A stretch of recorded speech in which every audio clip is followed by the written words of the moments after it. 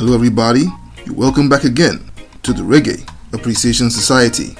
In 1975, it had been 2 years since the breakup of the Wailers, and the trio of Bob, Bonnie and Peter were pursuing solo careers. Peter was working on the material that would go into his upcoming debut album, Legalize It, that was to be released under his own label, Intel Diplo, as he had gotten out of his recording contract with Island Records. After 10 years of working mostly with musicians that were part of the Wailers family, Peter started building his own musical machine that would be the driving force of his solo ambitions. He struck a literal gold mine when he secured the services of a young dynamic duo in the persons of Sly Dunbar and Robbie Shakespeare, who were on their way to becoming the greatest rhythm section in the history of Jamaican music. Reggae instrumentals are primarily driven by the rhythm section, which comprises of the bass guitar and the drums. These provide the underlying rhythms, pulse, and sets the pace for the rest of any band, essentially the heartbeat of any musical unit.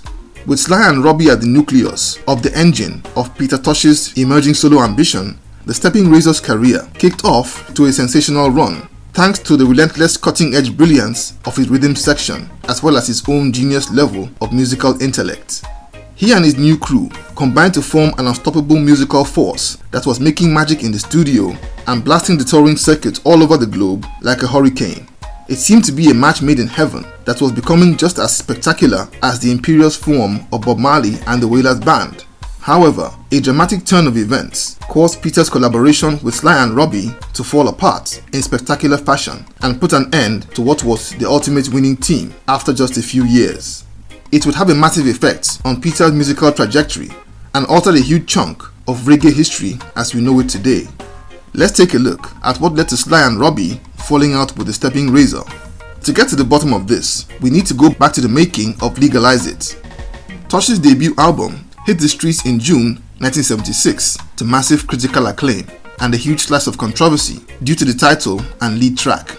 The personnel behind the album was mostly made up of the same collaborators from Peter's time with the Wailers, in the likes of Rita Marley, Tyrone Downey, the Barrett Brothers, and Al Anderson. But amidst that ensemble of veterans was a young gifted bass player who had been a protege of Aston Barrett and had been admired by Peter since he played on some tracks off the Catch a Fire album 3 years earlier. As he was looking to build his own team, Peter would recruit the young Robbie Shakespeare to be the first member of his new backing band. The first musician that Peter asked for was Robbie's best friend and partner, a young incredible drummer named Sly Dunbar. Coincidentally, both of them had been mentored by Jamaica's then greatest rhythm section in the Barrett Brothers. Sly and Robbie had become friends after meeting as teenagers on the nightclub circuit and collaborated, becoming inseparable as members of the in-house studio bands like the Aggrovators, who were working under producer Bonnie Lee, and the Revolutionaries, the in-house band at Jojo Hukim's Channel 1 studios. The duo's outrageous talent and chemistry has seen them become the most in-demand rhythm section in the country.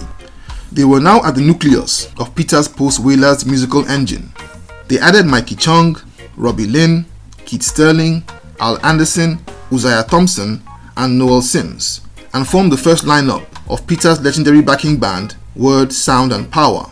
Peter represented the word, while Sly and Robbie were the sound and the power.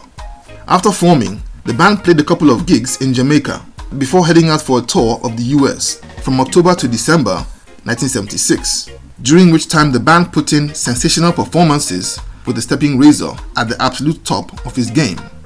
On the strength of Legalize It, Columbia Records signed Peter on a 2-album deal, and now with his new crew behind him, he released a slew of magnificent albums in Equal Rights, Bush Doctor, and Mystic Man. The experience rubbed off positively on Sly and Robbie. They were getting international touring experience and global visibility. Sly's metronomic drumming and Robbie's groovy melodic bass play inspired the band to turn out incredible performances. In 1978, Peter would get signed to Rolling Stones Records on the strength of his stunning performance at the One Love Peace concert that year, and the group began to perform with Peter at even bigger venues than before. With all this exposure, Sly and Robbie's stock value skyrocketed, and they moved to register their own label, Taxi Records, in 1979. And with that label, they began to feature vocalists on their own instrumentals. And even more than before, their stunning talent had them in extremely high demand at home, and they were shuttling between their tour circuit with the World Sound and Power Band and playing on the records of the biggest names in reggae music. And according to some accounts, their busy schedule began to irritate Peter, who began to question their commitment, especially when Sly and Robbie began to spend even more time working with a new group called Black Uhuru. It all came to a head at the end of that year when Peter and the duo would clash in a major way. At a concert holding at Fort Clarence Beach, Peter and Word Sound and Power were among the headliners of the show and kicked off their sets in usual grand style. In between songs, Peter began one of his fiery speeches condemning the Babylon shitstem with its attendant corruption. Up till today, it's still not clear if Sly really thought that Peter had finished or if it was a signal for the next song to start. But Sly played a drum roll while Peter was still talking. It enraged the stepping razor, who on the spot told Sly off in brutal fashion in front of the entire world watching. This led to a reaction from the Rhythm Twins, and it escalated to a face-off with Peter about their future with the band.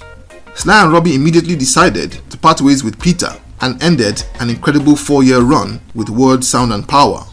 They decided to pour in their creative energy into the numerous projects that they had lined up before them, especially a budding partnership with Black Uhuru, and they poured in all their energy into the Waterhouse Trio's next album, Sensimilia, which came out in 1980. They also began to work with pop artist Grace Jones after being hired by Chris Blackwell. Peter, on the other hand, had lost his fabulous rhythm section, but in a master stroke, he replaced them with Santa Davis and George Forward, an amazing rhythm duo in their own right. They would slot in very quickly, and their amazing performances on the road would return. But despite Sly and Robbie not touring with Peter anymore, it didn't end their relationship in the studio, as Peter and the guys made peace on time for them to contribute to 2 more albums in Wanted Dread and Alive and Mama Africa. Depending on whose side of the fan base you listen to, you would either hear that the Rhythm Twins began to grow wings and started losing focus after Peter brought them into the limelight, or that Peter's disrespect was what pushed them out of the band. Personally, I think both factors come into play. Peter was fortunate to catch them early, but the truth is, their immense and once-in-a-lifetime talent had virtually every artist in Jamaica scrambling to work with them, and this would have affected their level of availability for touring obligations in the long run.